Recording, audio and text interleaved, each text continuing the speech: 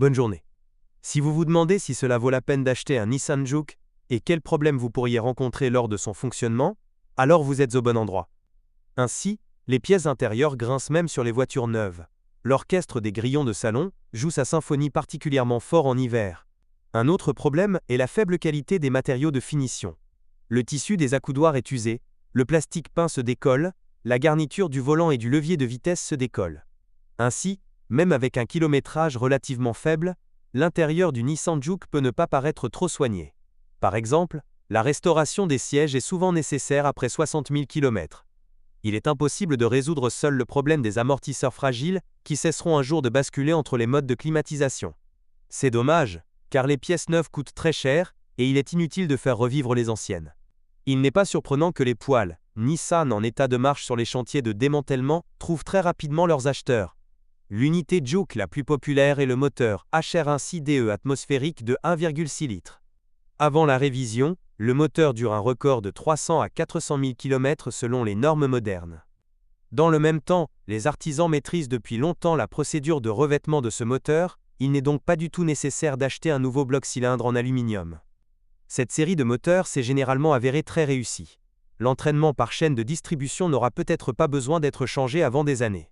La chaîne dure 250 à 300 000 km. Dans le mécanisme des soupapes, les jeux ne sont pas régulés par des compensateurs hydrauliques capricieux, mais par des poussoirs ordinaires. Il est recommandé d'en sélectionner de nouveau tous les 80 à 100 000 km. Cependant, spécifiquement pour le Juke, le moteur atmosphérique éprouvé, qui a acquis une bonne réputation sur de nombreux modèles Renault-Nissan, s'est soudainement distingué par une caractéristique désagréable. Par temps glacial, lors d'une conduite prolongée à grande vitesse, la voiture perd d'abord son agilité puis cale complètement. La raison réside dans le blocage du papillon des gaz. Apparemment, l'aérodynamisme non optimal du compartiment moteur en est la cause. La forme du support arrière du groupe motopropulseur n'était pas non plus optimale. Cet élément abandonne généralement sans attendre 70 000 km, ce qui provoque des vibrations errantes parcourant le corps. Si le Nissan Juke a été utilisé exclusivement dans des conditions urbaines, c'est définitivement un mauvais signe. Une conduite constante à basse vitesse peut endommager les segments de piston. En conséquence, une augmentation de la consommation d'huile et une défaillance précoce du convertisseur. La courroie d'entraînement des unités a l'habitude de siffler et le joint du tuyau d'échappement grille. Doté d'un moteur turbo, le Nissan Juke est un véritable plus léger. Cette version ne représente que 15% du nombre total de voitures vendues. Les avis sur ce moteur sont diamétralement opposés. La vérité, comme d'habitude, se situe quelque part entre les deux. Jusqu'en 2012, le moteur souffrait de nombreuses maladies infantiles. Dès son apparition, le moteur a immédiatement fait l'objet d'une campagne de rappel pour remplacer la pipe d'admission et le joint du capteur de niveau de carburant. Mais plus important encore, Nissan a reconnu la faiblesse inhérente de la chaîne de distribution. Initialement, il aurait pu se briser après 50 000 km. Avec des chaînes renforcées, cela n'arrivera plus.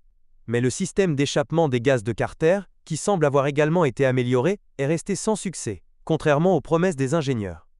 En hiver, la conduite de ventilation du Carter gèle, ce qui provoque des fuites d'huile par les joints et même le col de la jauge. Il n'y a aucune plainte concernant l'endurance du groupe de pistons et du turbocompresseur.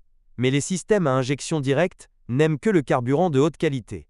Et n'oubliez pas que les bougies d'allumage en iridium doivent être changées tous les 30 000 km.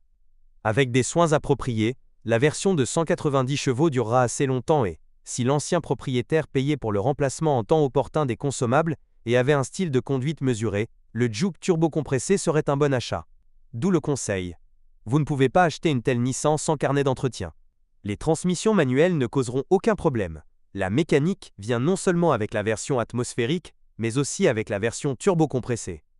L'embrayage dure environ 100 000 km et changer l'huile dans la boîte après 90 000 aidera à éliminer le bruit du roulement de l'arbre d'entrée, s'il est déjà apparu.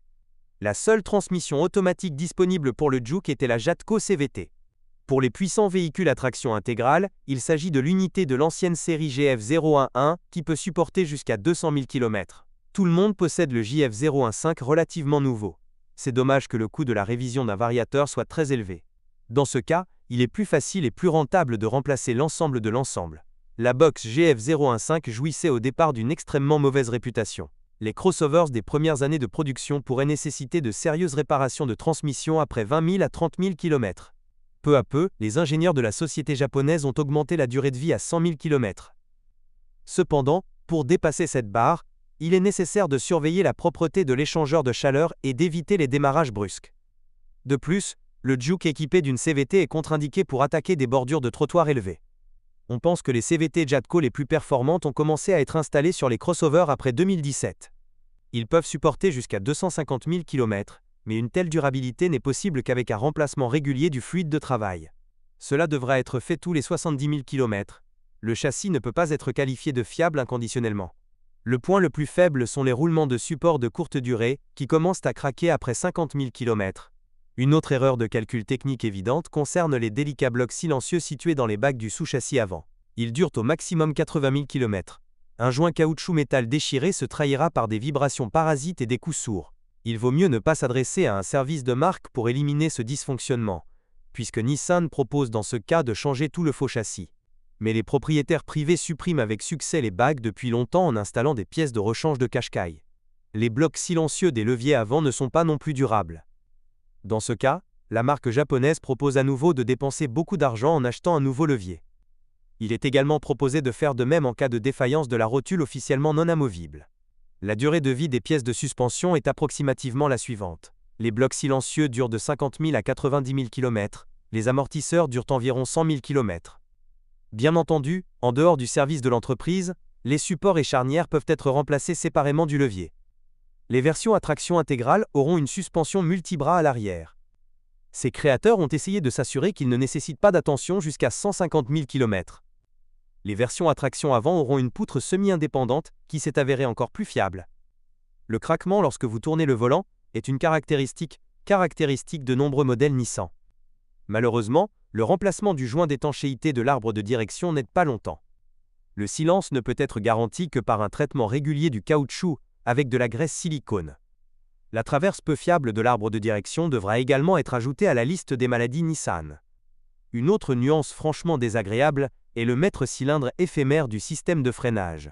Le problème n'est pas résolu à ce jour. Le mètre-cylindre de frein assemblé coûte beaucoup d'argent, mais sur les nouveaux exemplaires, les concessionnaires remplacent l'unité sous garantie, reconnaissant que c'est l'un des problèmes de ce modèle. Si vous êtes propriétaire, assurez-vous de laisser un commentaire sur cette voiture. Votre avis aidera certainement les autres à choisir une voiture.